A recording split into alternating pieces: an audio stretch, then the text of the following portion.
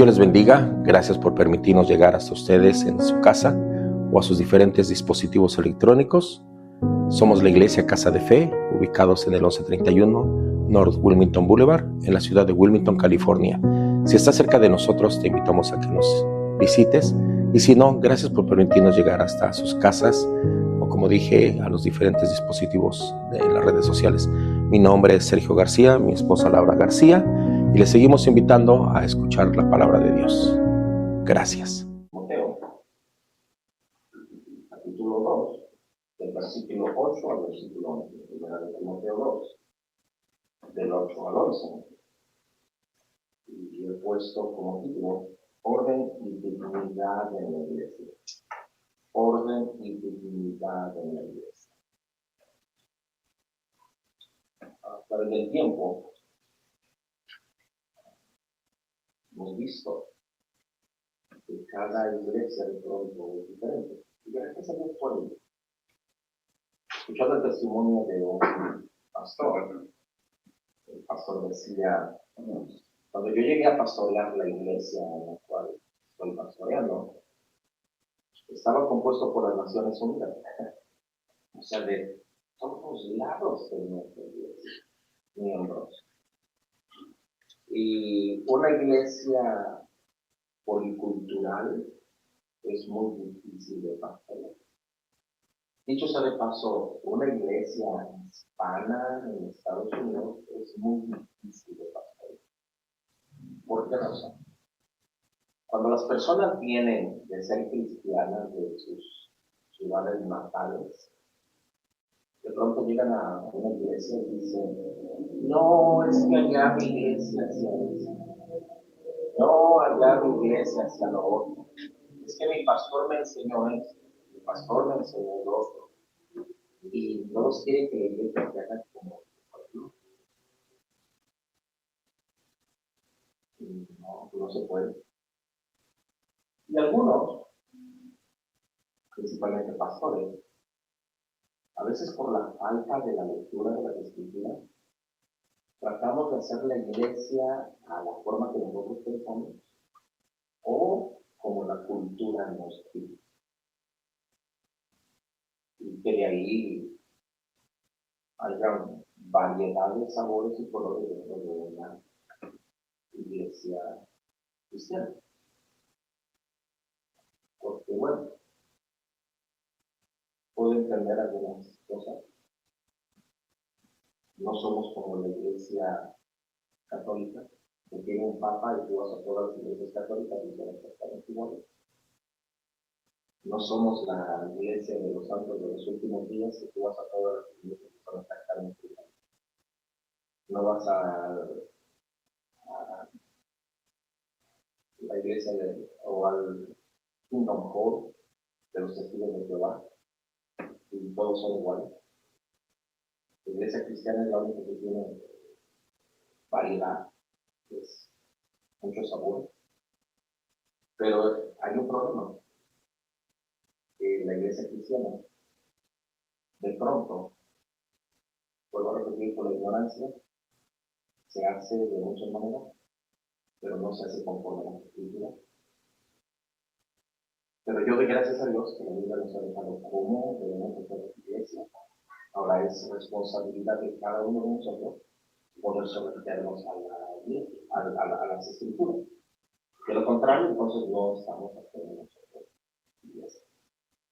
Y gracias a Dios porque nuestro Señor Jesucristo nos ha establecido cómo nosotros debemos llevar a cabo la iglesia de Jesucristo.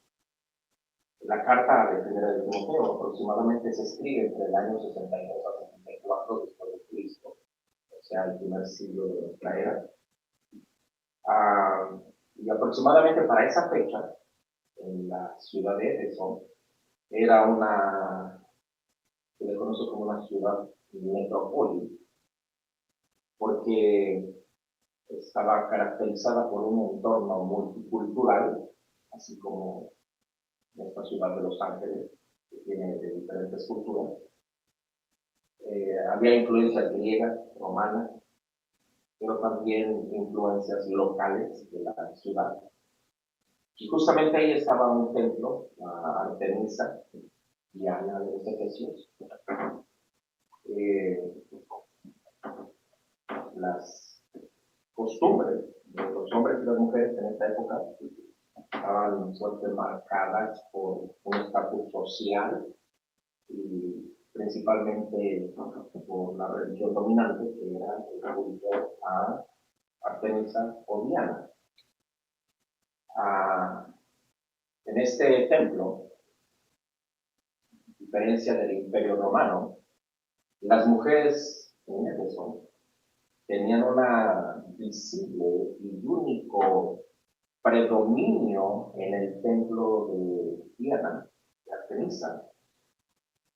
Y este templo era considerado para aquel entonces una de las 7 maravillas del mundo. En este culto a esta diosa, las mujeres servían como sacerdotisas y mediadoras. Lo que esto hacía es que otorgaba una autoridad religiosa que no era usual en comparación con el modelo patriarcal que se debería suponer o era el estándar de la sociedad. En el primer siglo, en ciudades ricas, como por ejemplo era el caso de Éfeso, la mujer gozaba de una libertad social. Algunas de las mujeres participaban de actividades tradicionalmente masculinas. En la mañana lo explicaba. Entraban a competencias que solamente tenían que ver con hombres.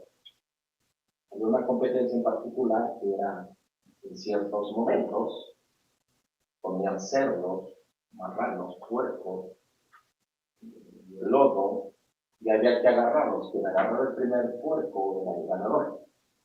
Y para esta actividad las mujeres empezaron a incursionar, a agarrar estos puercos, a convertirse en mujeres competitivas, en competencia de hombres, y empezaron a hacer algunos cambios en sus físicos, raparse el pelo, no usar prendas, y esto llevó a una situación vergonzosa dentro de la ciudad. Pero también dentro de este estatus o de esta cultura, las mujeres con alguna posesión utilizaban algún tipo de peinados elaborados. A estos peinados les ponían oro, perlas, vestidos con ropas costosas, y aparentemente era una forma de mostrar piedad hacia esta diosa Diana y también para mostrar un estatus social elevado.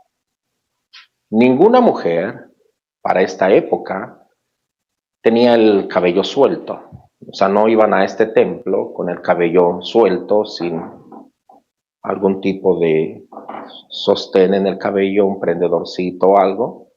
Nadie iba de esa manera, lo que comúnmente pudiéramos decir despeinadas, sino que hacían uso de ciertas prendas para sujetarse el cabello. Vuelvo a repetir, era una manera de poder mostrar piedad a este tipo de servicio, pero también era poder mostrar un estatus elevado. El hombre, sin embargo, en una sociedad con una estructura patriarcal, y patriarcal quiere decir patria potestad, o sea, potestad sobre el hombre, o sea, el paterno, era el cabeza de la familia. Ahora, los hombres, de pronto los hombres iban a lo que se conocía como el gimnasio. Hoy nosotros tenemos una completa entendimiento del gimnasio. El gimnasio es donde hay máquinas para hacer ejercicio, pesas y todo eso. No, esto era la escuela, la universidad. El gimnasio se le conocía como la universidad, donde ellos iban a prepararse. Ajá. Ellos estudiaban filosofía, música, artes, matemáticas, y su vida giraba en torno a la plaza pública, a los aerópagos, a hacer discursos, a los teatros, estaban involucrados en la política. Entonces, lo que se esperaba del hombre es que mantuviera el honor familiar en contextos de tensiones religiosas o sociales, porque el hombre de pronto entraba en acaloradas disputas por cuestiones sociales, políticas, o lo que el apóstol Pablo llama por filosofías y huecas sutilezas, o genealogías sin sentido. Esto era el tipo de argumentos que se hacían, la oratoria, la filosofía. Entonces el hombre era muy amante del pensar.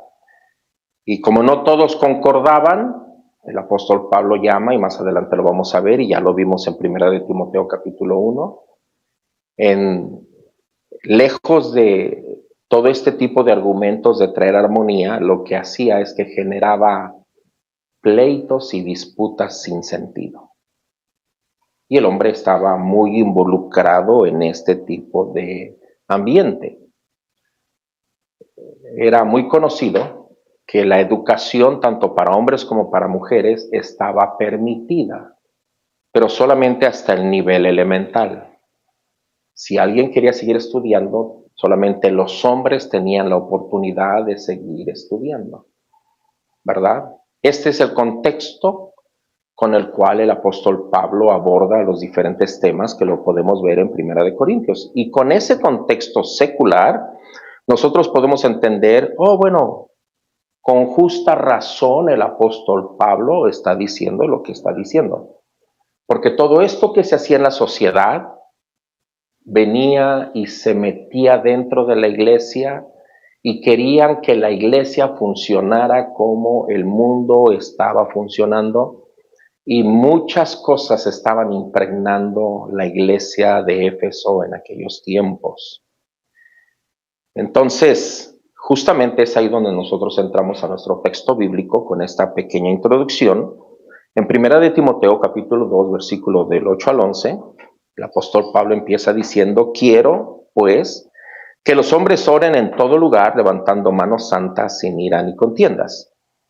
Asimismo, que las mujeres se atavíen de ropa decorosa, con pudor y modestia, y no con peinados ostentosos, ni oro, ni perlas, ni vestidos costosos, sino con buenas obras, como corresponde a mujeres que profesan piedad. La mujer aprende en silencio con toda sujeción. Y podemos ver cómo los hombres y mujeres honran a Dios cuando asumen sus responsabilidades bíblicas mediante una vida de oración santa, modestia y sumisión a las instrucciones divinas.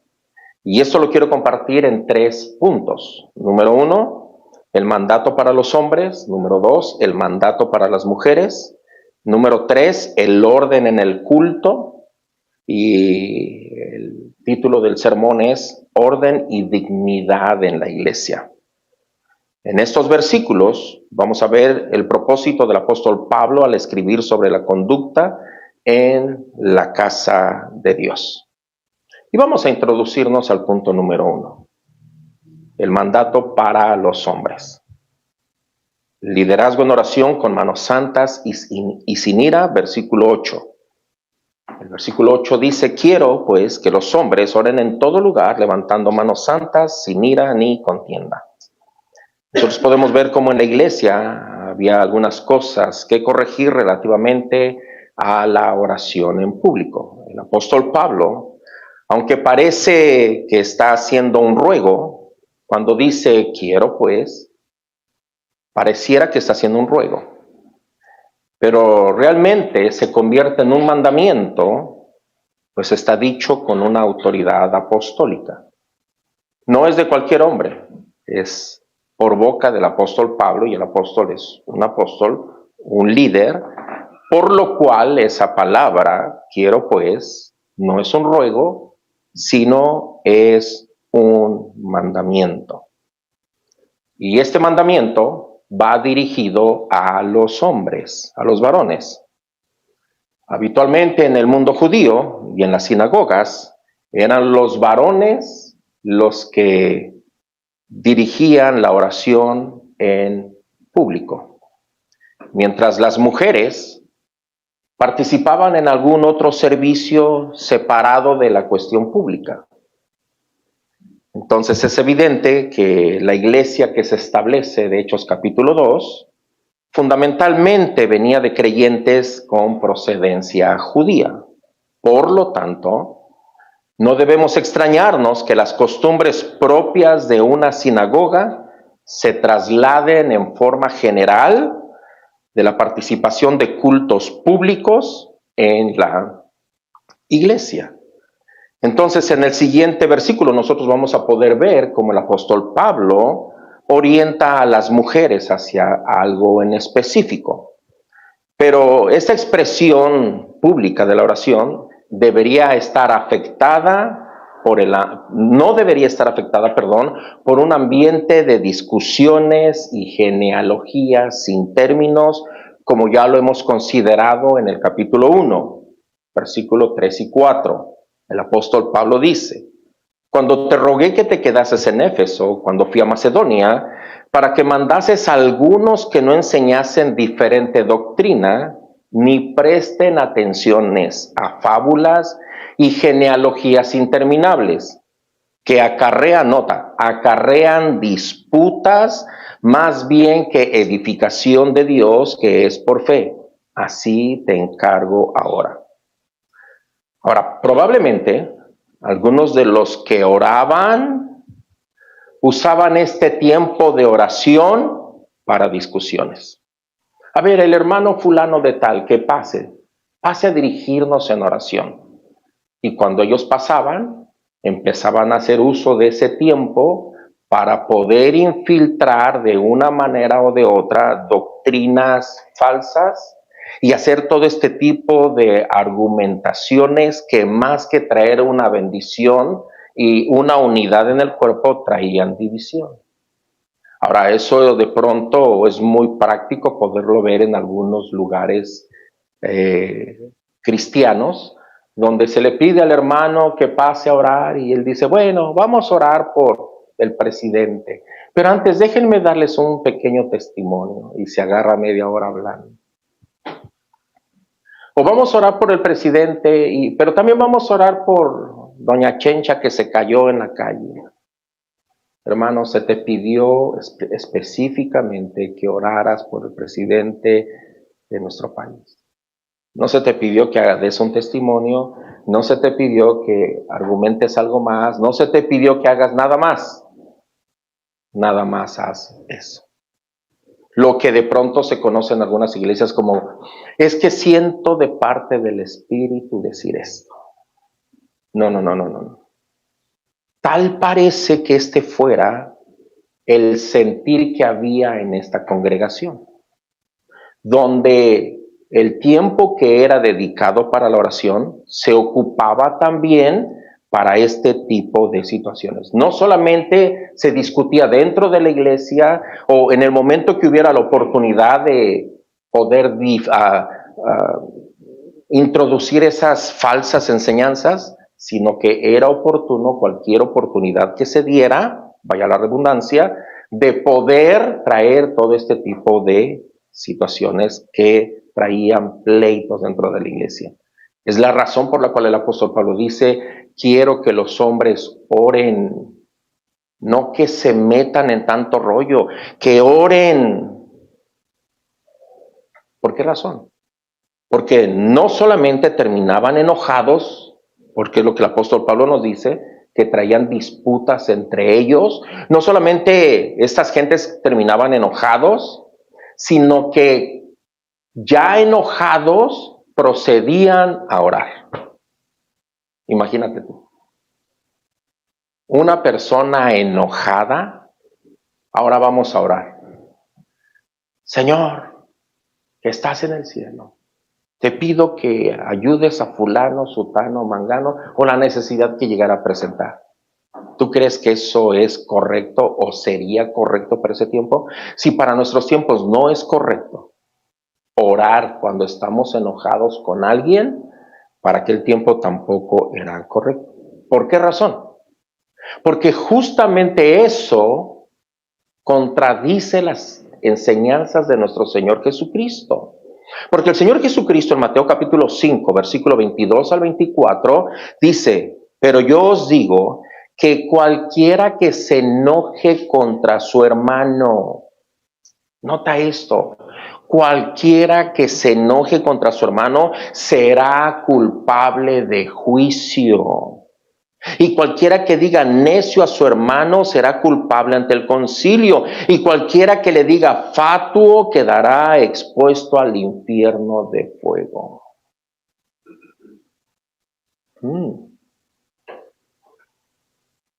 Muchos de aquel entonces pensaban que, bueno, yo no mato a nadie, así es que yo estoy bien.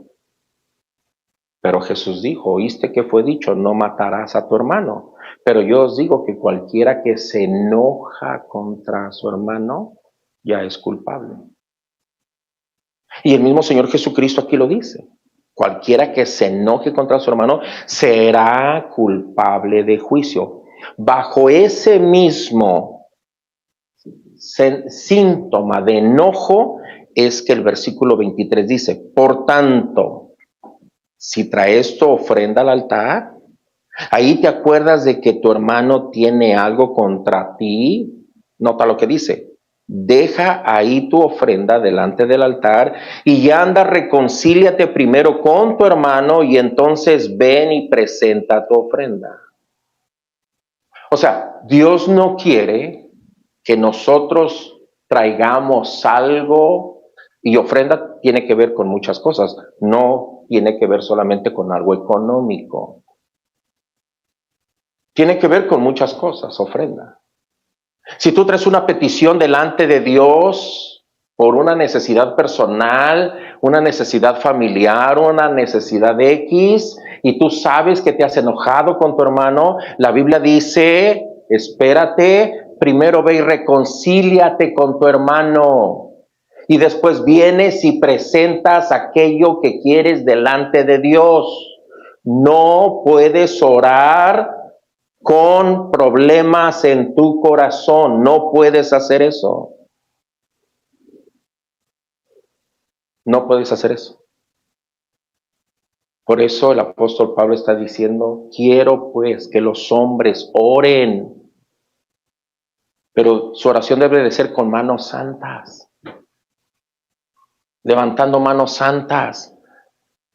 No que oraran con esa discusión que ya habían tenido, no que oraran con esa situación que estaba afectando la iglesia, sino que se presentaran delante de Dios en oración sin nada en su corazón contra alguna persona. El mismo versículo dice que los hombres oren en todo lugar. Esto tiene que ver en la iglesia o en cualquier lugar que la iglesia se reúna, que tiene que ver con oraciones públicas. Esto no debe de tomarse en sentido absoluto. Bueno, estoy en el parque y yo solito voy a orar allá y tengo que orar. Esto es en todo lugar. Bueno, yo estoy en el restaurante y voy a orar y estoy solito y eso es todo. No. Tiene que ver en una cuestión pública cuando la iglesia se está reuniendo. ¿Por qué razón? Porque Hechos capítulo 2, versículo 46 dice, y perseverando unánimes cada día en el templo y partiendo el pan en las casas, comían juntos con alegría y sencillez de corazón. O sea, la iglesia no solamente se reunía en un lugar o en un punto geográfico, también la iglesia se reunía en casas. Entonces los hombres dirigían la oración y cuando el hombre se reunía en el templo, en la sinagoga, en una casa, en algún otro lugar y estaba la congregación, lo que el apóstol Pablo está diciendo, eso es todo lugar. todo lugar donde la iglesia como comunidad se está reuniendo. Quiero que oren los hombres, pero sin nada que pueda afectar su oración. Romanos 16:5 dice, saluda también a la iglesia de su casa. ¿Me explico? Porque si no, entonces solamente vamos a estar pensando que es, bueno, donde quiera que se encuentre el hombre. No. Está hablando de todo lo que tenga que ver con la congregación. Porque 1 Timoteo, el apóstol, está ordenando aspectos congregacionales de culto. El apóstol Pablo está ordenando aspectos congregacionales del culto. Y esta frase de todo lugar aparece 4 veces en los escritos del apóstol Pablo. Aparece 4 veces en los escritos del apóstol Pablo. Y siempre que aparece se refiere en torno a la iglesia. Ahora, algunos pudieran pensar que esta enseñanza contradice a 1 Corintios capítulo 11 versículo 5, donde Pablo permite que las mujeres oren y proclamen la palabra de Dios. Ejemplo, pero toda mujer que ora o profetiza con la cabeza descubierta afrenta su cabeza, porque lo mismo es que no se hubiese rapado. Entonces algunos llegarían a argumentar, el apóstol Pablo no está impidiendo que la mujer ore, pero lo que está regulando es que el hombre ore en lo que tiene que ver con la iglesia. ¿La mujer puede orar? Claro que la mujer puede orar. ¿La mujer debe de orar? Claro que la mujer debe de orar, pero no en relación al contexto de la iglesia. Y algunos pueden malinterpretar o poder interpretar 1 de Timoteo capítulo 2, versículo 8, malinterpretando con 1 de Corintios capítulo 11, versículo 5. Sin embargo, este pasaje de 1 de Corintios capítulo 11, versículo 5, debe de interpretarse a la luz de 1 de Corintios capítulo 14, del 34 al 35, donde prohíbe el apóstol Pablo que las mujeres hablen en la congregación. 1 de Corintios 14, 34. Vuestras mujeres callen en las congregaciones, porque no les es permitido hablar, sino que estén sujetas, como también la ley lo dice. Y si quieren aprender algo, pregunten en casa a sus maridos, porque es indecoroso que una mujer hable en la congregación. ¿A las mujeres se les permite orar y proclamar la palabra de Dios? Sí. Pero en la congregación, no. Cuando está la iglesia en un culto colectivo, no. Quien tiene que dirigir la oración y la predicación de la palabra en el culto colectivo son hombres exclusivamente. Eso de ninguna manera caracteriza que la mujer sea inferior al hombre. Eso no quiere decir, porque entonces contradice Gálatas capítulo 3, versículo 28. Gálatas 3:28 dice, ya no hay judío ni griego, no hay esclavo ni libre, no hay varón ni mujer, porque todos vosotros sois uno en Cristo Jesús. Entonces la mujer no es menos que el hombre, de ninguna manera. Claramente lo vemos en Gálatas 3:28. Pero Gálatas 3:28 no debe interpretarse sin la luz de los otros pasajes. Porque efectivamente, algunos, con el afán de poder hacer que Gálatas 3:28 sea evidente, es que sacan de contexto Gálatas 3:28 y dicen, se dan cuenta, Pablo no impide que la mujer esté orando en público. No, señor. Eso no es lo que quiere decir Gálatas 3:28. Y es ahí donde empieza a venir los debates, por falta de luz en las escrituras. ¿Por qué razón? ¿Por qué razón si la mujer no ora ni predica en la iglesia no es inferior? ¿Por qué razón? Muchos piensan, no, es que el apóstol Pablo es machista, el apóstol Pablo está discriminando a las mujeres. No, hermanos, eso no es cierto. ¿Por qué razón? Porque aún, déjame decirte esto, aún, ni siquiera en la iglesia todos los hombres predican, ¿verdad? Entonces quiere decir que si todos los hombres no predican, entonces el apóstol Pablo también está haciendo menos a los hombres. No, no, eso no es cierto. En la iglesia predican los que tienen ese don de enseñanza. Los que no tienen el don, no predican. Los que no son llamados, cuando digo predica pública, en el púlpito.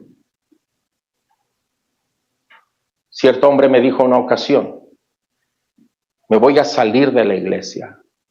Y yo le dije, ¿por qué te vas a salir de la iglesia?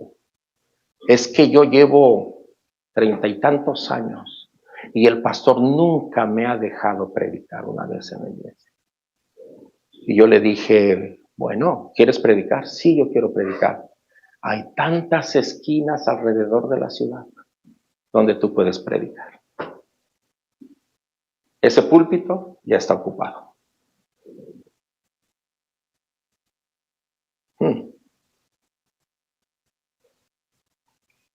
¿Quiénes son los que tienen que predicar en la iglesia? Los pastores. Los que tienen el don para predicar dentro de la iglesia.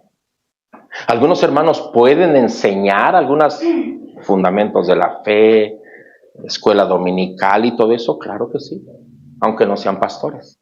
Pueden asistir en este ministerio. Pero el apóstol Pablo está ordenando cómo es que la iglesia deba de ser constituida. Ahora, ¿por qué razón? ¿Se recuerdan cómo hicimos la introducción, lo que las mujeres hacían en el culto de Diana?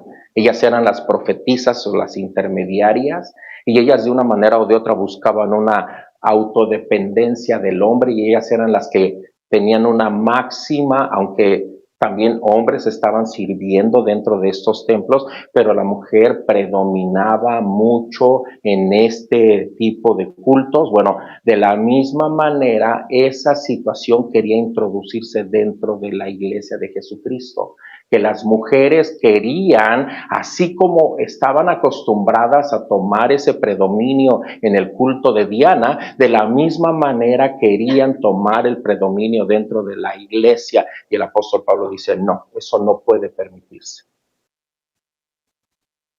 No se puede permitir.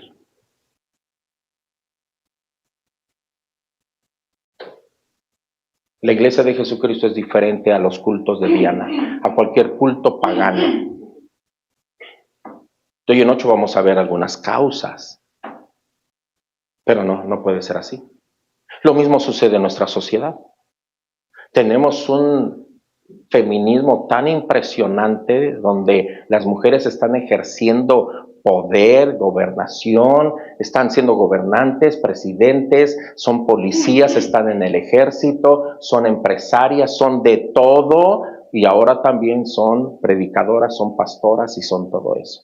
La iglesia de Jesucristo no puede contaminarse con la situación del mundo. No puede.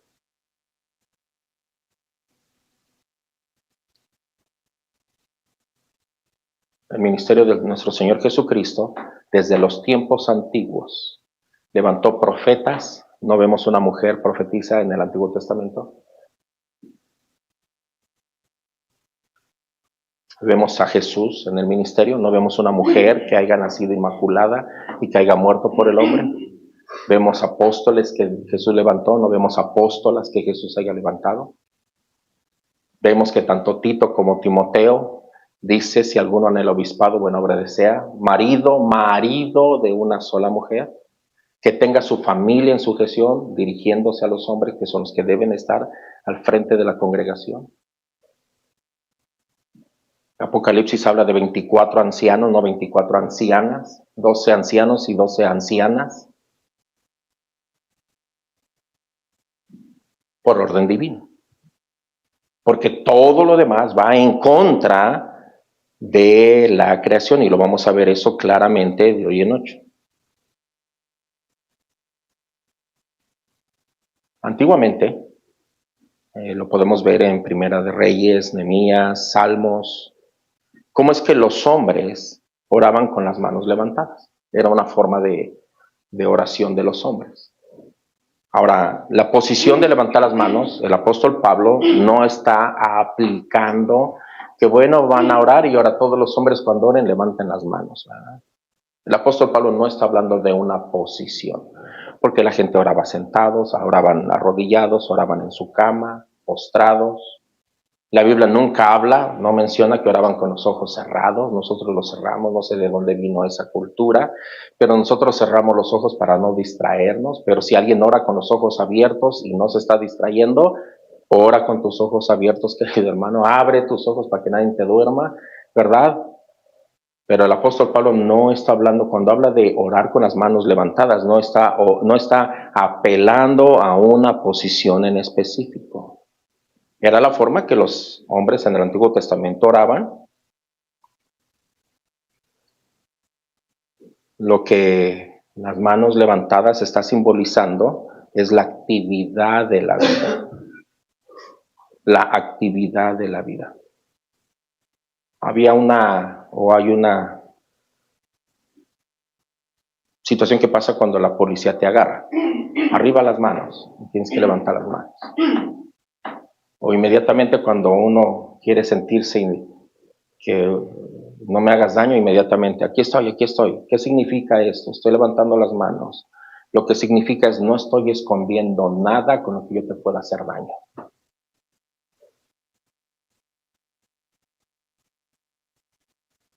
No estoy escondiendo nada con lo cual yo te pueda hacer daño. Pudiéramos poder tomar este ejemplo. Si levantar las manos significa la actividad de la vida, significa manos santas, entonces significa, Señor, me estoy presentando delante de ti sin ninguna contienda, sin ninguna ira, sin nada que tenga que me moleste entre mi hermano y yo. Porque ¿se recuerdan el contexto? Ellos llegaban a enojos, a disputas, y todavía con ese enojo en el corazón querían orar. No se puede. Todo lo que el apóstol Pablo está apelando es levanten las manos, significando estoy viviendo o vengo delante de ti, Señor, en santidad. No tengo nada contra de nadie, estoy en paz con mis hermanos, no tengo pleito con mis hermanos, vengo a presentar mi ofrenda delante de ti sin ira ni contienda. Mi corazón está limpio delante de ti, Señor. Eso es lo que el apóstol Pablo está queriéndonos decir por medio de levantar las manos altas. Ahora, ¿cuánto más si tú y yo vamos a orar por los perdidos? ¿No nuestra oración debe distinguirse por la falta de la ira y la contienda? Si yo quiero que Dios salve a mi pariente, si yo quiero que Dios salve a mi papá, a mi mamá, ¿no mi oración tiene que ser dirigida sin odio y sin coraje en contra de alguien? Eso es lo que el apóstol Pablo está diciendo. Quiero pues que los hombres oren en todo lugar, levantando manos santas sin ira ni contienda. Todo ese trasfondo tiene que ver desde el capítulo 1. Las falsas enseñanzas generaban grandes disputas. En lugar de generar la unión, en lugar de generar la hermandad, generaban grandes disputas. Y todavía, como dice alguien, como hipócritas venían delante del Señor, levantando su oración. Y el apóstol Pablo dice, no puedes así, no puedes así. Ahora, esta es una gran lección para cada uno de nosotros. Si nosotros estamos enojados con alguien, es mejor no dejar que el sol se ponga sobre de nuestro enojo. Decir, tomo la responsabilidad de lo que ha pasado entre tú y yo, no me justifico y quiero que me perdones. Porque tú no sabes en qué momento tú vas a orar. Y que tu oración no tenga estorbo. ¿Cuánto más cuando nosotros oramos en público, que tiene que ver con la iglesia? ¿Cuánto más nuestros corazones no tienen que estar bien delante de Dios? Todo esto tiene que ver con la iglesia. El año que entra vamos a empezar nuestras oraciones de oración. Entonces, desde hoy ya estamos aprendiendo. ¿Cómo es que para los días que vamos a tener nuestra oración, los hombres tienen que venir a orar? Con manos santas, sin ira ni contienda. ¿Y quiénes son los que tienen que dirigir la oración? Los hombres. Los hombres son los que tienen que orar. ¿Por qué razón? ¿Porque es un deseo del apóstol Pablo? No. Porque es un mandamiento de parte de Dios. Por labios del apóstol Pablo. Para nosotros los hombres. Ahora vamos a ver la cuestión de las mujeres. Punto número 2, el mandato para las mujeres. Y este mandato es una belleza que brota de la piedad y la modestia. Versículo 9 y 10.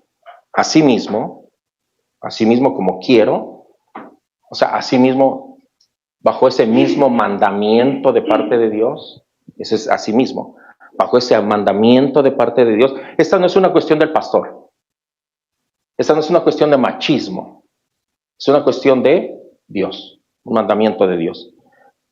Que las mujeres se atavíen de ropa decorosa, con pudor y modestia, no con peinados ostentosos, ni oro, ni perlas, ni vestidos costosos, sino con buenas obras, como corresponde a mujeres que profesan piedad. La función de las mujeres en la iglesia es un tema que se debate acaloradamente en nuestra actualidad, ¿verdad que sí? Un tema que se debate acaloradamente en nuestra actualidad. Lamentablemente este debate ha dejado las páginas de la Biblia para hallar una definición en el mundo. O sea, ahora ya no venimos a la Biblia para ver cómo es que la mujer se tiene que comportar o lo que la mujer tiene que hacer, un mandamiento para la mujer, ya no venimos a la Biblia. Ahora nosotros agarramos cuestiones seculares, agarramos la cultura, agarramos muchas cosas que no tienen nada que ver con la Biblia para entonces nosotros poder establecer algún principio para las mujeres. Es como si alguien dijo de la siguiente manera: las doctrinas tradicionales están siendo arrasadas por aplastantes maneras de feminismo evangelístico. O sea, ya no venimos a esto. Ya no, ahora usamos el feminismo. Las escuelas, las iglesias, los seminarios están abandonando las verdades que habían sostenido desde que ellas comenzaron.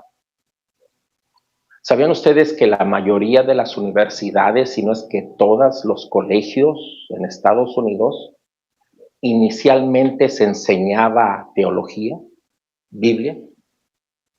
Fue una de las razones por las cuales se hicieron, entre otras. Pero ¿sabían cuántas escuelas han abandonado, cuántos colegios han abandonado ese principio? Cantidad. Lo podemos ver a nivel primaria, secundaria, high school. Habían clubs bíblicos, ya no hay. Se han sacado los 10 mandamientos de las escuelas. Las Biblias se han erradicado. A tal grado que se ha dado el paso a que ahora hay reuniones donde se enseña la Biblia satánica. Ahora hay reuniones de satanistas dentro y ahí no hay ningún problema. Hoy, las iglesias, escuelas, seminarios están abandonando verdades que habían sustentado desde sus comienzos. Se han escrito decenas de libros defendiendo la nueva verdad respecto al funcionamiento de las mujeres. Yo soy una de las personas que recomienda lean libros, pero siempre he dicho, si no me han escuchado, te lo digo desde aquí, ten cuidado qué libros lees. Ten cuidado qué libros lees. Porque si nosotros no tenemos discernimiento, vamos a leer cada burrada. En serio. En serio. Por eso debemos de tener mucho cuidado. ¿Qué tipo de libros nosotros estamos leyendo? Porque hay libros que parecen tan, pero tan buenos, pero que están tan envenenados, que yo digo, cuidado, hermano, cuidado, cuidado. Ahora eso no te estoy motivando y no te estoy diciendo no leas libros, hermano. Lee libros, pero sé sabio. ¿Qué libros vas a estar leyendo? Porque están llenos de tanta psicología y tanto humanismo. Muchos de los libros que últimamente están escribiendo fueron escritos por autores que anteriormente sostenían puntos de vista bíblicos, pero ha habido una presión del feminismo que han abandonado el apego de la verdad y se han ido a favor de la cultura. Predicadores que eran hombres que predicaban la palabra de Dios, hoy se están yendo por cientos al evangelio social. ¿En serio? Y tú dices, ¿cómo es posible esto? Bueno, sucede. Versículos bíblicos se están interpretando a la luz de la cultura. Pasajes bíblicos están siendo ignorados por el aparente prejuicio en contra o por el aparente antifeminismo. Dicen que el autor que escribió eso era un antifeminista. Hoy quieren volver a reinterpretar la Biblia con actores, con escritores, con politólogos. Es lo que quieren hacer hoy con la Biblia. Interpretarlo, una nueva interpretación, porque las interpretaciones que se dieron antiguamente son de gente que no está pegada a nuestra cultura y que la cultura ha evolucionado. Es una mentira. ¿Sabes por qué? Porque siempre el propósito es desbaratar el plan de Dios y pervertir su designio. Y esto no tiene otro punto, más que es un esfuerzo para seguir engañando a las mujeres en sus funciones y en su deber para con Dios, la sociedad, la familia y la iglesia.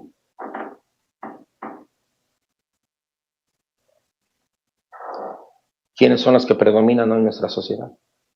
Vean en nuestro México lindo y querido. Cambiaron el vocablo. Antes eran mexicanos, ahora es mexicanas y mexicanos. Por toda la vida ha sido hombres y mujeres y niños. Y hoy estamos como el Titanic, ¿no? Mujeres y niños primero. ¿Y el hombre? Dios no es machista, hermanos. No predicamos un evangelio machista. Pero noten hasta dónde están llegando los esfuerzos por satisfacer deseos pecaminosos, que Satanás está detrás de todo ello. El apóstol Pablo nos enseña y dice, el apóstol Pedro, que las mujeres ancianas enseñan a las jóvenes a cómo ser cuidadosas de su hogar. ¿Y qué hace una mujer el día de hoy? Ay, yo me aburro estando en mi casa. ¿De qué? Es que no sabes amar tu casa. Necesitas que mujeres ancianas de la congregación enseñen a las jóvenes a cómo amar sus casas. Pero no. Hoy existe la competencia, ¿quién gana más? Existe el 50 y 50, nos casamos, pero 50 y 50. Yo pago la renta y tú pagas los biles, yo pago la comida y tú pagas esto. Y los niños, ok, yo le compro los zapatos y tú le compras la ropa. Ese es un fenómeno. Una casa así no sirve, hermanos, no sirve. Es como un animal con dos cabezas, no sirve eso. Fui invitado hace años a predicar a una congregación donde el esposo decía ser el pastor y la mujer la pastora. Ellos predicaban media hora uno y media hora el otro. Entonces yo estaba sentado, me invitaron a predicar, yo iba a predicar todo el servicio, mi mujer no iba a predicar, para no seguir la corriente. Y pasa el pastor a decir, dar instrucciones terminando el servicio, por favor, las sillas de allá atrás las mueven, las ponen aquí, hacen eso y hacen el otro. Y pues como era típico, mitad de anuncios y mitad de anuncios, pasa la mujer y dice, lo que dijo mi esposo no lo vamos a hacer, vamos a hacerlo de esta manera. Yo estaba ahí enfrente. Yo dije, pobre iglesia. Al terminar me llevaron a comer, fuimos a comer y me dijeron, ¿cómo viste la iglesia? Le dije, un desgarriate, no sirve. Pobres hermanos confundidos. No, pero es que la mujer dice, no, pero Dios me llamó al ministerio. Usted se calla y se siente y se queda a cuidar su casa. Deje que su marido sea el pastor de la congregación. Le va a hacer un bien a la iglesia eso. Bueno, nunca más me han vuelto a predicar, a invitar a predicar, así es que no te sorprenda eso, ¿no?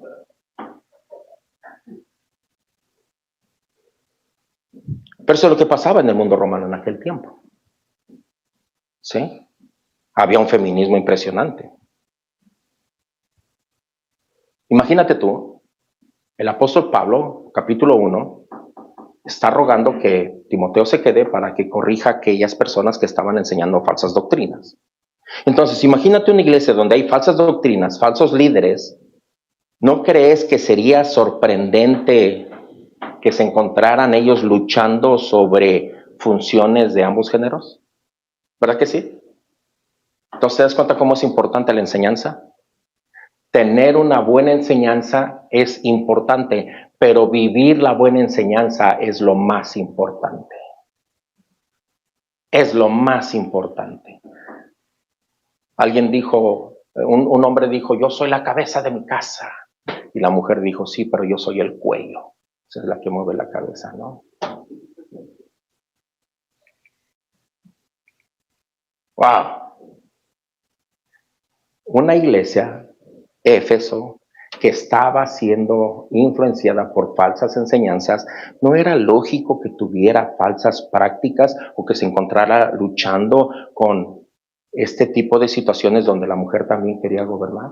Donde la mujer también, bueno, si yo era sacerdotisa allá con Diana, ahora soy creyente, entonces aquí también yo puedo ejercer el sacerdocio. Aquí entonces yo también puedo ejercer mi ministerio que yo tenía allá. Ahora, el contexto de todo esto es que dentro de la sociedad habían mujeres que estaban llevando vidas impuras, vidas impías. Por eso el apóstol Pablo está hablando de estas situaciones. Te lo muestro, 1 Timoteo capítulo 5, versículo 6. Pero la que se entrega a los placeres viviendo está muerta. Ahí está en la misma carta. 1 Timoteo 5:6.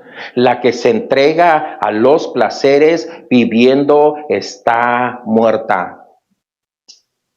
Versículo 11 y 12. Pero viudas más jóvenes no admitas, porque cuando impulsadas por sus deseos se rebelan contra Cristo, quieren casarse, incurriendo así en condenación por haber quebrantado su primera fe.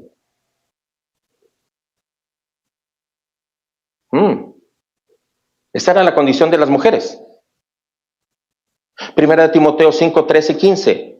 Y también aprendan a no ser ociosas, andando de casa en casa, y no solamente ociosas, sino también chismosas y entremetidas, hablando lo que no deberían. Quiero pues que las viudas jóvenes se casen, críen hijos, gobiernen su casa, que no den al adversario ninguna ocasión de maledicencia, porque ya hay algunas que se han apartado en pos de Satanás.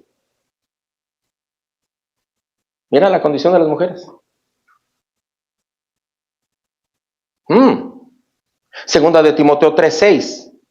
Porque de estos son los que se meten en las casas y llevan cautivas a las mujercillas cargadas de pecados, arrastradas por diversas concupiscencias, deseos desordenados.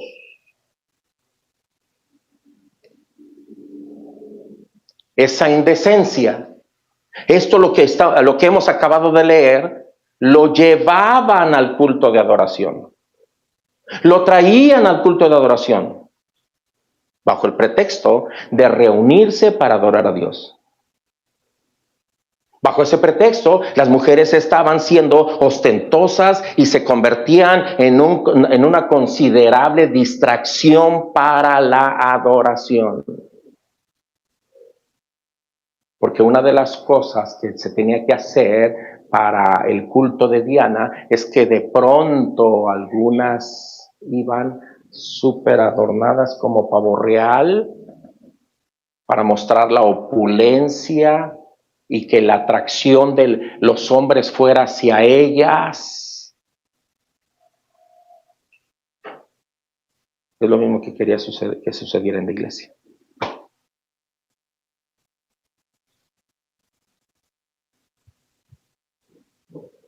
Por favor, hermanos.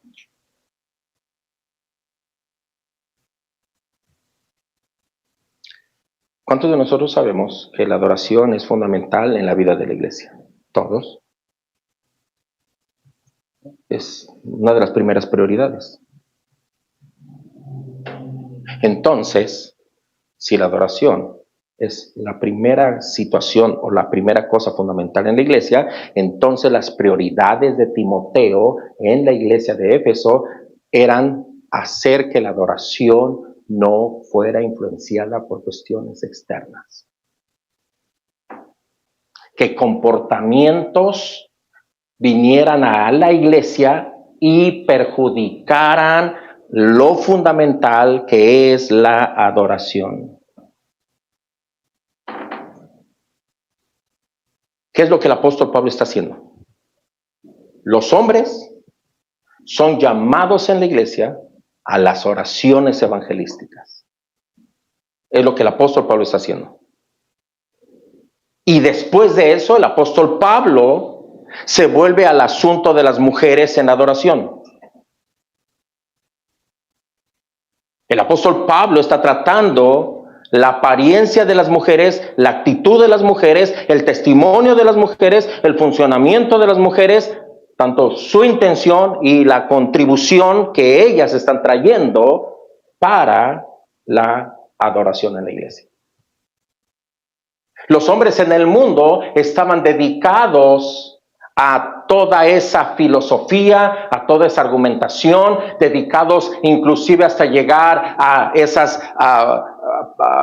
pláticas acaloradas de discusión y de pleitos. Estaban acostumbrados allá en los liceos, ahora venían a la iglesia, estaban introduciendo todo ese ambiente en la iglesia de discusiones y a ver quién tiene la razón y que si no, y más que bendición era una serie de pleitos. La mujer estaba acostumbrada a esa adoración de Diana, a esa insujeción hacia el matrimonio. Inclusive muchas de esas mujeres fueron las primeras que estaban introduciendo el divorcio dentro de sus matrimonios, y eso también venía a la iglesia. La iglesia era un zafarrancho ahí.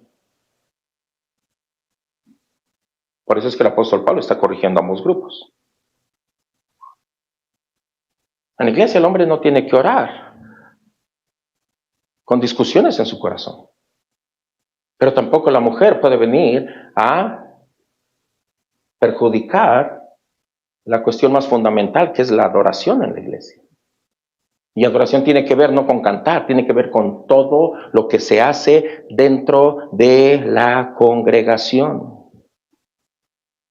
Por eso, para poder interpretar estos textos, tenemos que nosotros ver el contexto de Éfeso, para poder considerar las demandas del apóstol Pablo hacia la vida piadosa y decorosa de la mujer. Esto tiene que ver con ropa que sea respetable, honesta, en todo tiempo. Nota, en todo tiempo. Y en cualquier cultura debe de ser lo mismo. Porque de pronto podemos hacer como que a la iglesia venimos bien recatados, pero en la calle vivimos como sacerdotisas de Diana.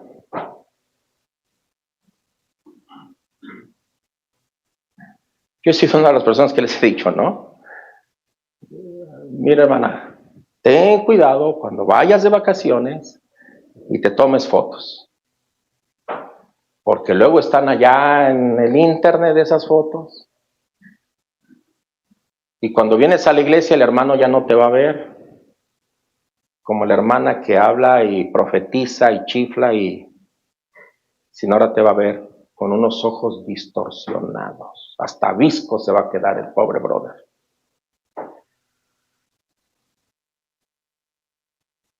¿Se han dado cuenta ustedes de esas fotitos que se sacan de pronto bien sensuales las mujeres y las selfies que se sacan y luego las posteas, hermana?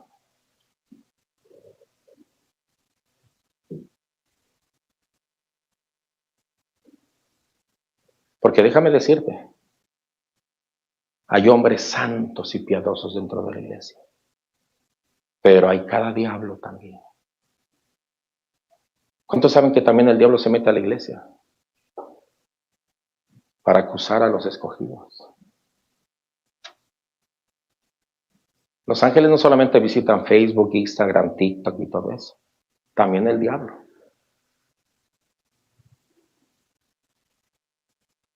Hazme caso con lo que te digo, hermano, hermana. Nosotros debemos de tener mucho cuidado.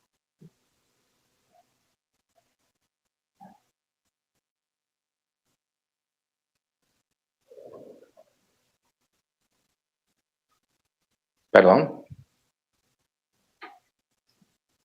Esa foto que de pronto pones ahí en tu de contactos, exacto, con la que te identifican, muy sensual o cómo es. Mejor pone un patito,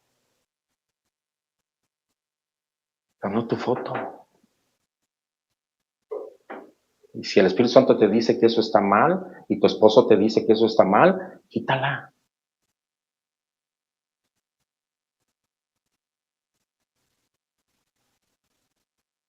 Pon la foto de tu mascota. ¿Serio, hermano? No se me queden viendo así. Se me quedan viendo así como que, ay, pastor, usted es muy legalista. No, te estoy hablando la Biblia. ¿O no? Mira, mi mujer es mi mujer, no la mujer de todos.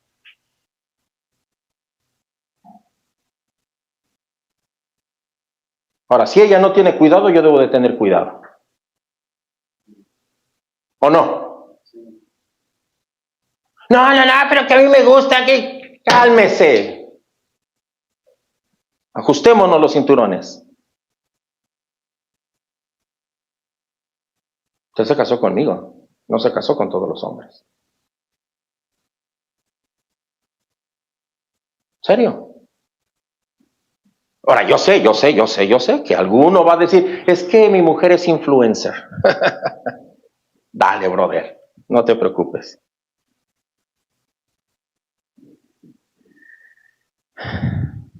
El mandamiento tiene que ver con ropa respetable, honesta, que es en todo tiempo, en cualquier lugar, en cualquier cultura, esto es razonable.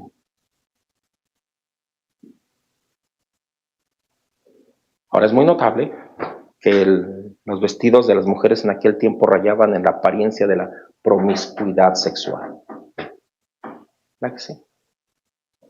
Siempre. Entonces, hasta el día de hoy también debemos tener cuidado con eso. Y ya lo dije yo cuando fue que lo dije, jueves o la otra semana. A veces también los hombres. Hermanos, tengamos cuidado. Tengamos cuidado. Ah, que pelo en pecho, ni pelo trae el hombre, ¿por qué quiere traer ahí? Cálmate también tú, Jorge, ¿cómo se llama ese de México, no? Un actor viejísimo ya. Jorge Rivero o algo así, ¿no? Que era el galán de todas las chicas, y pelo en pecho. Y pelos tienes, y ya están canosos. ¿Cierto o no? Porque a veces así son. Hoy ve la nueva era. Abercrombie, American Eagle y todo eso. Hombres sin cinturón, enseñando los calzones. Y también hoy también los queremos andar así aquí en la iglesia. No, hermano. No. Como decimos, bájale 2 rayitas. Enséñale a tus hijos. No sé, les digo, los de mi época. Un hombre no trae cinturones, ¿era qué? No era hombre, un hombre se pone cinturón, le decían a uno. Y hoy en día, no, ya es opcional el cinturón. Por eso yo he dicho, ¿no? Hacen falta hombres allá atrás enseñando a los niños para que les modelen cómo debe vivir y cómo debe comportarse un niño, porque también el hombre peca con vestimentas que tú dices, no, hermano.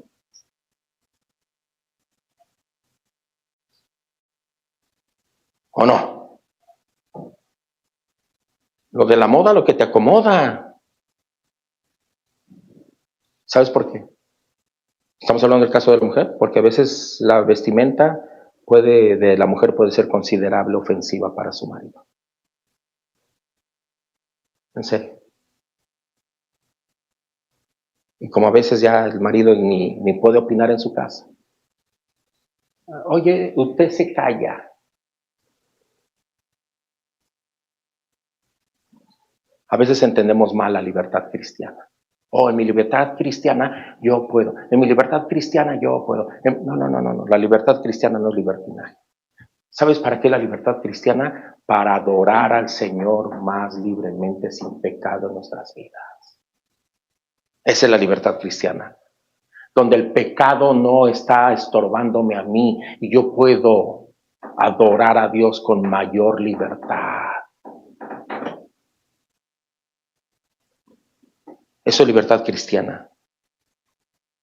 Libertad cristiana no es hacer lo que yo quiera, sino lo que yo debo de hacer.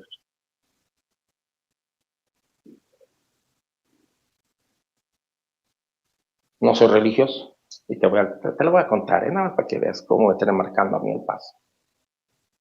Llego a mi casa el jueves y me hicieron pleito mi esposa y mi hija. ¿En serio? Yo ya quería hablarle a alguien a ver quién me daba hospedaje. Lástima que se borraron, me quitaron hasta el celular porque no le hablara a nadie. Le zapateé, pero leo ronque para ver si corrían mi ayuda. ¿Dónde andabas, hijo de mi vida? Pero me sacrificaba a mi esposa y mi hija. Pregúntame por qué. Gracias. Porque traje pantalón de mezclilla a la iglesia el jueves. Yo sé que tú no te diste cuenta, pero yo traje un pantalón de mezclilla. En mi vida yo he traído pantalón de mezclilla jueves a la iglesia. En mi vida. Y no porque sea pecado, no, nada que ver, hermano, Pero nunca me han visto con un pantalón de mezclilla en la iglesia, mi esposa y mi hija, en jueves. Y yo llego, a ver, siéntate, vamos a hablar contigo. Es la última vez que te vas así. Y yo digo, gracias a Dios. Hermano, no me malinterpretes, Tráete tu mezclillita si tú quieres, ¿no? Pero a mí no me malinterpretes. Mi esposa y mi hija me dijeron, ¿qué pasó? Ahora, no es pecado, hermano, no es pecado, pero siempre he mostrado esa de venir de ropa de vestir. Ese código de vestimenta de venir de ropa de vestir. Y hasta me dio vergüenza porque después realicé mi nietecito, el Jonathan, ¿no? Venía hasta con su moñito y su trajecito. Y ya después de que ellos me dijeron eso, me sentí miserable, me fui a orar toda la noche, Señor, perdóname. Hice un baño de purificación, le eché agua de romero a la tina, hice de todo, hermano. Me eché aceite de olivo en la cabeza para limpiar mi culpa y mi pecado.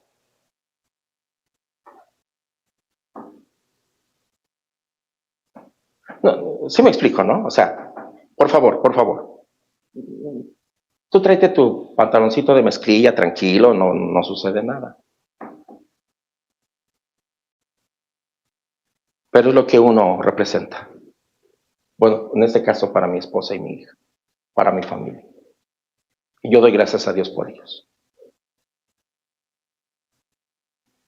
Que si yo estaba a punto así de traerme una playera el jueves, nada me traigo. No es cierto, no, tranquilos. Hay algunas demandas que nos está haciendo la Biblia y voy a terminar ya. La primera demanda es que el atuendo femenino sea con ropa decorosa. Las mujeres deben ataviarse sin llamar la atención y especialmente sin provocar pensamientos o deseos insanos en todo lugar. Nota, en todo lugar.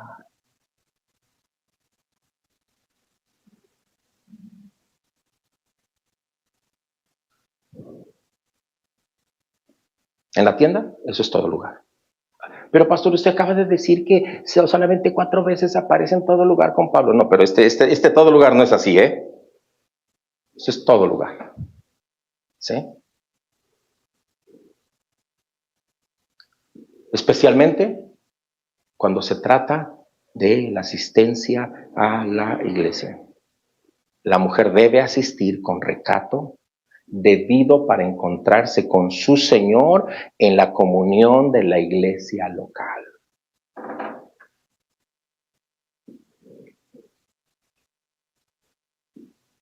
Esto no tiene nada que ver con la elegancia, porque debemos hacer una distinción.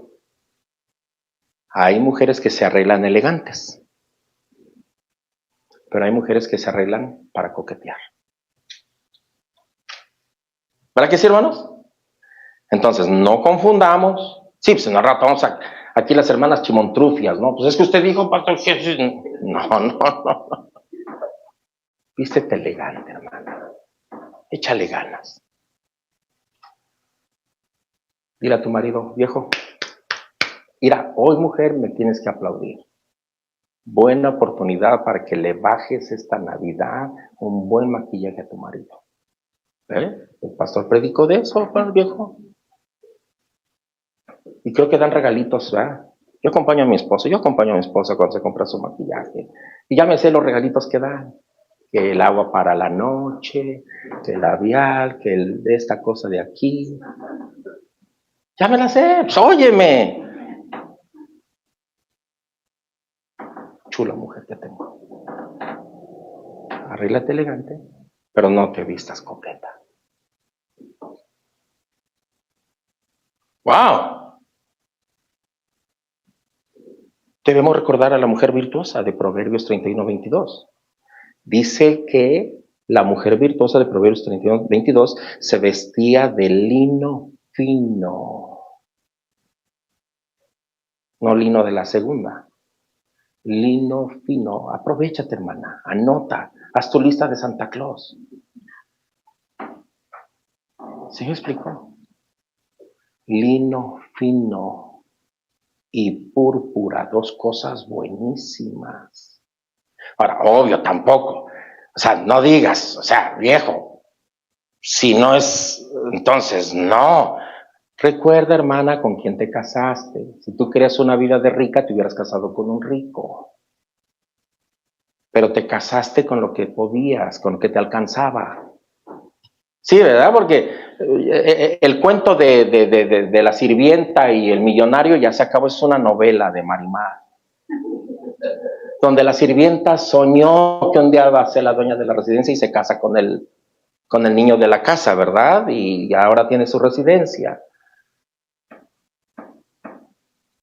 Dice, ¿cómo quisiera casarme con un doctor? Pues el doctor va a buscar mínimo una enfermera, hermana, y tú ni siquiera quieres darle masajes al marido. ¿Sí me explico? O sea, cada chango con su mecate, hasta donde te alcanzó, eso fue lo que llegaste. Entonces, a veces no exijas más de lo que... ¿Cierto o no? También el hombre dice, te quiero ver bonita, pero es de la banda recodo y recodito, no afloja nada. No, o sea, pues también la quieres ver bonita, pues inviértele, mijo. Inviértele, papá. Sí, ¿no? Pues, óyeme. Aprovechen, mujeres, ahí, échenme un... Gracias. Con eso me doy por servido. Agradece que tu mujer no estuvo, hermano, así es que... Pero después, hermana, ve la predicación. La segunda demanda es el atavío femenino, es el del pudor, que indica un sentido de decencia. Esto se opone a esto no se opone vestir a la moda, pero sí se limita a lo que es decente. Perdón, hermanos, estoy siendo muy gráfico, pero no quisiera hacerlo, Pero sé que hay puntos que tenemos que tocar. Y es la única iglesia que tengo, así es que aguanten. Porque de pronto, cuando no se viste uno con pudor, las mujeres están con su faldita, jalele. Hermano, hermana, llamas más la atención. Ay, que no me vean. Pues no quieres que te vean, ponte una falda larga. Pues no estés jalele y súbele. A ver, ¿para qué? Eso es llamar más la atención. Es como, por ejemplo, miren, hagan de cuenta que ustedes están en la selva ahorita. ¿Ya? ¿Están en la selva ahorita? ¿Sí? Ok, pero una cosa les voy a pedir. Antes de seguir yo diciéndoles algo, no vean el chango que está a la derecha. ¿Ya alguien no lo vio? ¿O todos lo vieron? Ahí está. Es lo mismo, hermano. Uno es llamado la atención por algo que se está haciendo o algo que se dice. Evita eso de llamar la atención. Mira, 5 dedos abajo, creo que es lo mejor. Es un decir, ¿no? O sea, no me digas y vayas con tu regla a comprarte la falda. A ver, el pastor dijo que 5 más abajo y esta da la... No. O sea, por favor, entiéndeme. ¿Verdad que sí?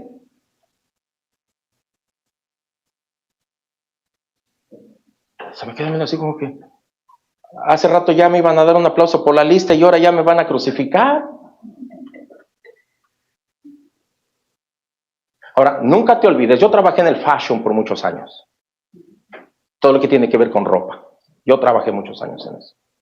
¿Sabes que cada diseñador tiene en su mente lo que quiere diseñar para que la mujer se vea como él pretendió para el cual hace ese vestido?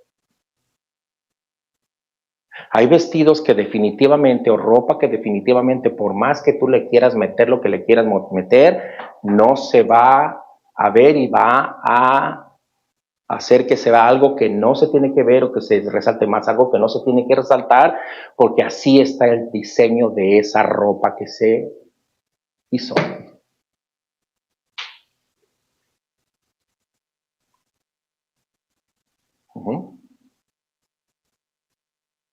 Entonces, si no sabes cómo escoger ropa, habla con una mujer, hermana.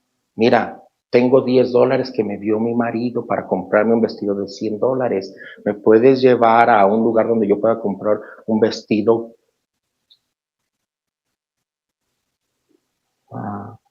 con pudor? ¿A dónde te va a llevar la hermana? Pues al Goodwill. Pues sí, ¿no? Un vestido de $10 que valga 100. Ahí, y ahí puedes encontrar algo bueno. Pero pide ayuda. Igual los hermanos. Hermanos, si no sabes cómo escoger tu ropa, pregunta a hermanos que saben cómo vestirse. En serio. Un hombre se viste por el cuello y la manga. ¿Qué cuello soy? 17,5, manga 34, 35. Si tú eres corto de brazos, 32, 33. Si eres un manón, pues entonces un 36, 37. Gente dice, es que no me cierra el cuello. Pues ese no es tu size, hermano. Si estás bendecido, pues cómprate una camisa que diga, ¿cómo se llama esta camisa? Regular fit. Es para las personas que están un poco bendecidas. Si eres esqueletón, cómprate una slim o stretch. El cuello, mídetelo. Recuerda, siempre debajo de una camisa, abajo va una playera para los hombres. Siempre va una playera, se llama undershirt. Hay de dos, una que es regular y otra que es, ¿cómo se dice en inglés? Tucking, que se mete. ¿Cómo? Tucking. Esas son más largas, porque de pronto uno anda aquí remolineando en la iglesia y se te sale la playera. Esa no es tu size. Tiene que ser una tucking más abajo. ¿Sí me explico?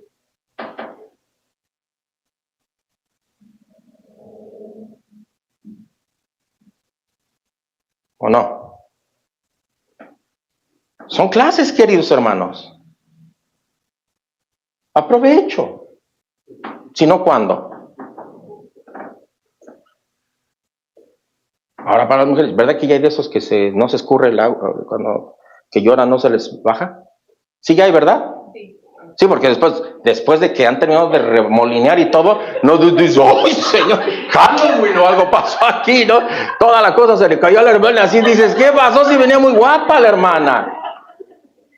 Pues dile, oye, hermana, ¿y a ti por qué no lloraste? Sí, estuve lagrimeando, pero mira, vale 3 centavos más, pero vale la pena. No, en serio, hermano. Mira, hermano. A veces pensamos que estas cosas, ¿por qué se predican en la iglesia? Que son legalistas. No, yo no quiero ser legalista, hermano. Yo lo estoy haciendo por el bien y la salud de nuestra congregación.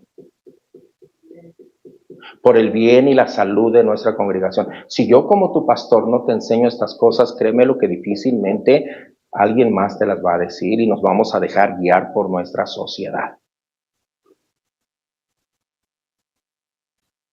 Yo prefiero que me digas legalista y no que me digas libertino. Y al rato aquí haya una serie de situaciones de pecado, de adulterio y fornicación, cual nunca se han dado. Yo prefiero eso.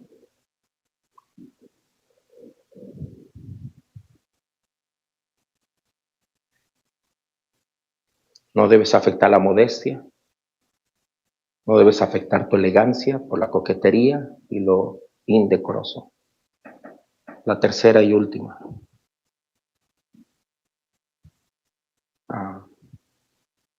Esa palabra modestia tiene que ver con sensatez. Y eso tiene que ver con una mente equilibrada, que piensa correctamente y como tal determina la ropa que es adecuada. Lo dijo Justo Collantes. El arreglo mira a las cosas que se han de poner. En general recomienda el apóstol Pablo la moderación y la sobriedad.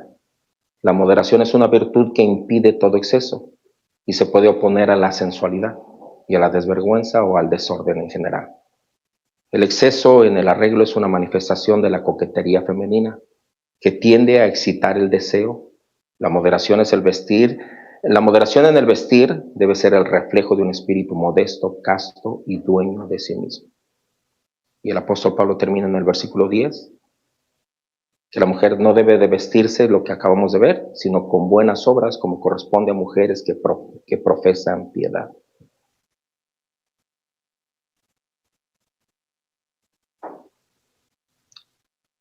Santiago 2:17 dice, así también la fe, si no tiene obras, es muerta en sí misma. Tito 2, del 11 al 12 dice, porque la gracia de Dios ha manifestado para salvación a todos los hombres, enseñándoos que renunciando a la impiedad y a los deseos mundanos, vivamos en este siglo sobria, justa y piadosamente. Gálatas 5, 22 al 24, mas el fruto del Espíritu es amor, gozo, paz, paciencia, benignidad, bondad, fe, mansedumbre, templanza, contra tales cosas no hay ley. Pero los que son de Cristo han crucificado la carne y sus pasiones y deseos.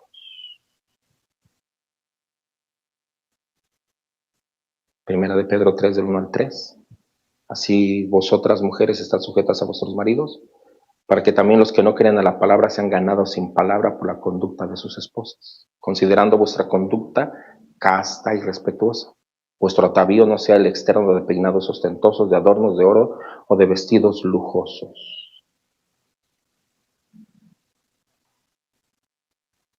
Termino. De noche nos enganchamos con el versículo 11.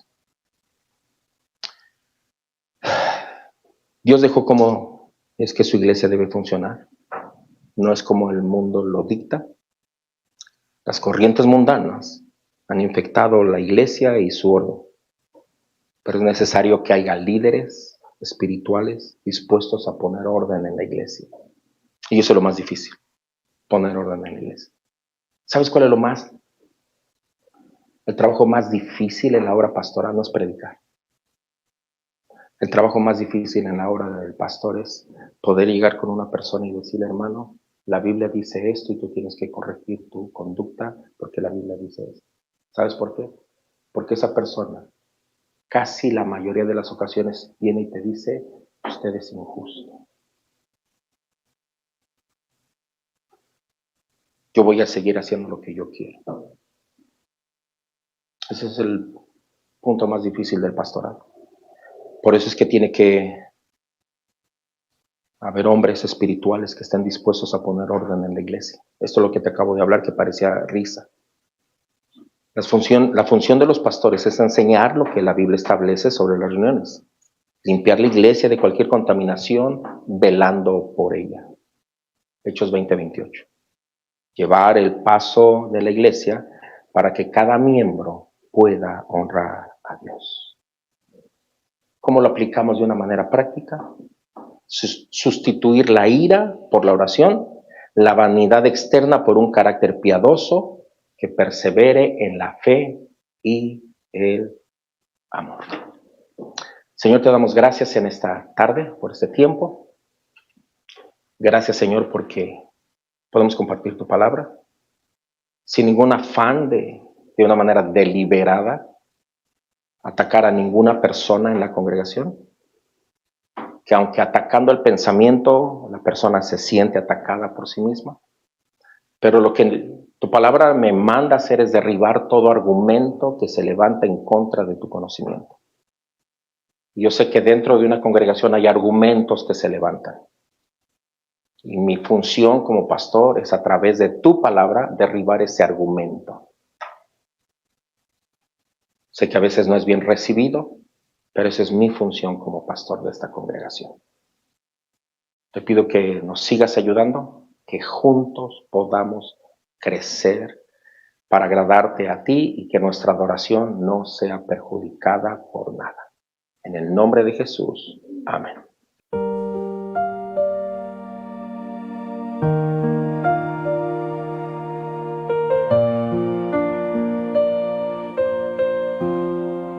Jehová es mi pastor, nada me faltará. En lugares de delicados pastos me hará descansar. Junto a aguas de reposo me pastoreará. Confortará mi alma, me guiará por sendas de justicia. Jehová es mi pastor, nada me faltará. Jehová es mi pastor.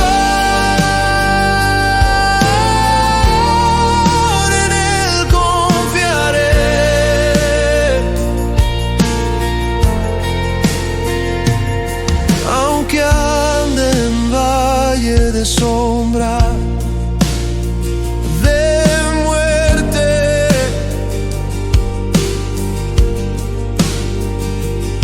no temeré mal alguno, porque tú estarás conmigo.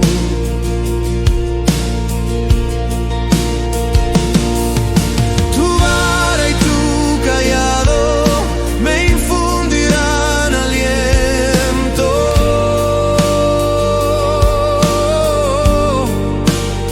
Aderezas mesa delante de mí, en presencia de mis angustiadores.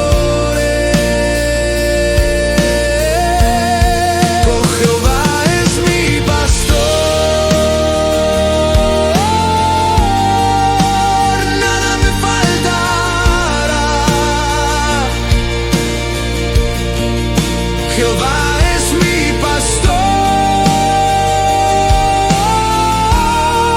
en él confiaré.